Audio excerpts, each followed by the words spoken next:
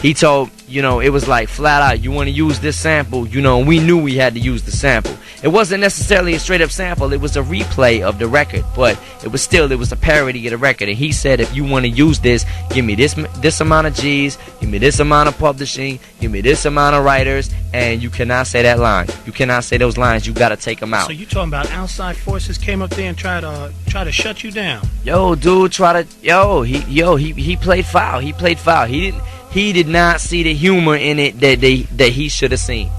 Okay, so should we take your rhymes as humorous? Are they funny, or should I be taking them literally? It depends on anybody who, when you listen to the album, you're gonna be able to tell when Slim Shady is for real or when he's joking. You'll be able to tell. Anybody with half a brain is gonna be able to know. All right. Now, the other question that somebody was asking is something about a kid named Cage. There's another guy named Necro.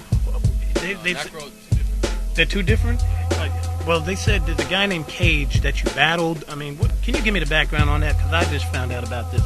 Actually, I never got a chance to battle him because every time I showed up to battle him, he backed out. He wasn't there. He was nowhere to be found. This Cage kid wouldn't show up? Age kid. Let's not give him any more press than he deserves. We'll say age or rage or stage or gauge, whatever. It doesn't matter. H. We'll say age. Now, who does HIV.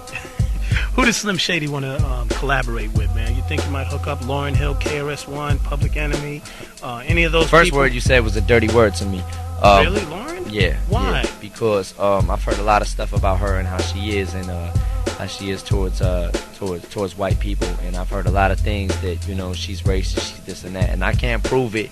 But I've heard a lot of stuff, and there's a lot of controversy surrounding that. So if it's like that, I don't even want to get down like that. I don't believe in. Man, he's a baller, man. Look at his phone's ringing and everything. Nah, I'm just honestly, I'm not into answer your question without even getting into that, cause all of that is that's her business. Everybody's got their preferences. If she don't like white people, whatever. That's her business. But I'm not necessarily a collaboration type MC. I'm an huh? Yeah, well, right. But I'm not necessarily a collaboration MC, except on people that I know I got chemistry with, and I don't want to spread myself too thin. I want people to want more Slim Shady. I don't want people getting sick of Slim Shady every time you turn on the radio, every time you hear a mixtape, or every time you hear somebody else's record. Slim Shady is on there. I'm not trying to play myself and make people sick of me. I want people to want more of me. You know what I mean? So I'm not necessarily that collaboration type MC. So all of those collaborations, it's gonna come. They're gonna come, and I've already been told by Dre, and I've already been told by people. Collaborations, they're gonna be thrown at your way, because when you're a hot artist, it's like the trend. It's the trend. It's like, yo, let's get the hottest MC. Okay, it's this person for this moment. It's that person for that moment. I don't believe in that. Okay, so now we're not going to hear you on flipping verses with say the Backstreet Boys or oh yeah, you'll hear me background singing through the whole every album. I've already done every album with them. In Sync, I've got like a cameo. I've got like this part where I do this little verse. It breaks down, you know what I mean? And then I'm like, I'm talking about my blonde hair and stuff like that. It's a real cool thing. Now another question: what is your favorite bleach, and why did you bleach blonde your hair? It's not. I just strip it. I just strip it of the color, like be it peroxide, whatever. I just and that's really a long story, and it's a personal story for me, because one day I actually went out on a little binge, so to speak, and yeah, like a psycho spree, Paul calls it, and I went kind of nuts one day and just did a lot of things to my body that I normally wouldn't do. So I just, and it happened that way. And ever since I did bleach it, I was like, yo, I like it. You know what I'm saying? It looks crazy. I don't want to, I'm not trying to be anything I'm not. I'm only trying to be me. You know what I mean? I think Slim Shady need dreads. Blonde dreads. That'd be the look. Yeah, it'd be the look, because since Vanilla Ice cut his, it'd be so dope. Speaking of Vanilla Ice, he's in town next week. Actually, this week. And yeah, he was in town. I heard stories that you don't like him. I mean, what's the deal? I don't like him. Honestly, I don't got anything against him other than he messed it up for a lot of white rappers, as far as like people's perception, not just black people in general, white people. It doesn't matter. He messed it up for everybody. When Vanilla came out, everybody danced to that first song. Not I. Not I. When Ice Ice Baby came out, I was here. I remember people just grooving to it. They loved the song until they saw that he was a white kid. And I don't believe that so much as I believe that when he started lying. When he started lying, that was the end of his career. You watched his career go down the tubes. When you lie, when you constantly, you know what I'm saying? He lied about, yeah, he was trying to be something he's not. He was fake, yo. He was fake. You know, I'm like this. If you're from the suburbs, say you're from the suburbs. And if you want to rhyme, then rap about being from the suburbs and find a way to play off it or whatever. Whatever you got to do, be proud of where you came from, because nobody on this planet can help what color they are. Nobody can help with the way they were born, what they look like. You know what I'm saying? Where they grew up at. Your mom and dad took care of where you grew up at, or your mom or your dad or whatever. You know what I mean? Right. So nobody can help it, right? So just be yourself. The minute you start being yourself, you're gonna win. Now let me ask you this, you know, with the whole race thing. The first time that I got a record from you guys was what the F, okay? And just don't give a. Yeah, just don't give a.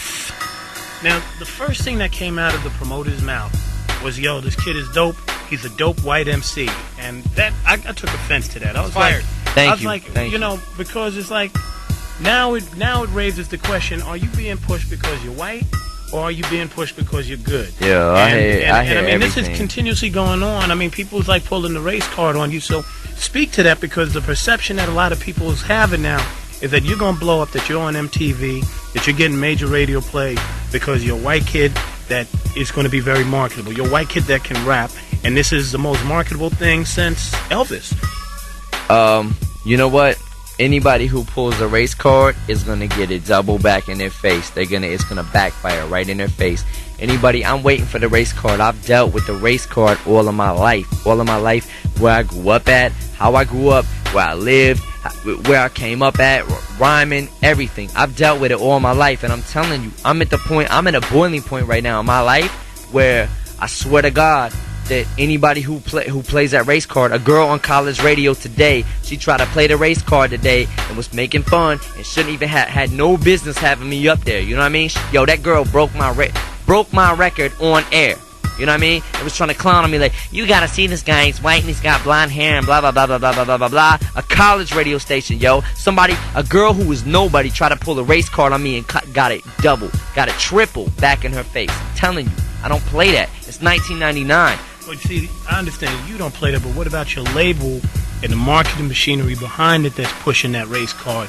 They're pushing it heavy. Look, man, he's a white MC who can rap. I don't believe that. I'm telling you, I got phone calls. I'm telling you, the first time I got a phone call, promoter was telling me that you were the white dude that rapped, and I needed to add your maybe rap. that was the promoter. Maybe that was the promoter and what he felt, or maybe that was somebody who, you know what I mean? Somebody who individually took it upon himself to think, well, maybe this is a plus. I don't feel it's a plus. I don't feel it's a negative. I feel like music is music, and every time someone asks me, like, yo, how do you feel about like being a white MC and blah blah blah blah blah, and then the whole article starts turning into being a white MC, I'm like, yo, can we get to the music? People are hearing my words. You know what I mean? Like, music is for your ears. It's also image too. You know, image has a lot to do with it, but music generally, the definition of music, that shit is for your ears. You know what I mean? Well, let's talk about the album.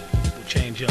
What can we expect on the album? You're gonna have different type of music. You're gonna have Congo drums. You're gonna have some reggae, accordion music. I mean, what is it going? Rave stuff? I mean, you got the rave look. Violins, and in sync on every record. I hear that. Finally, a couple other people have some questions. First question: who discovered you? Who discovered me? I mean, Other than Christopher Columbus. Vanilla Ice did. He put me on, and he told me to dye my hair blonde.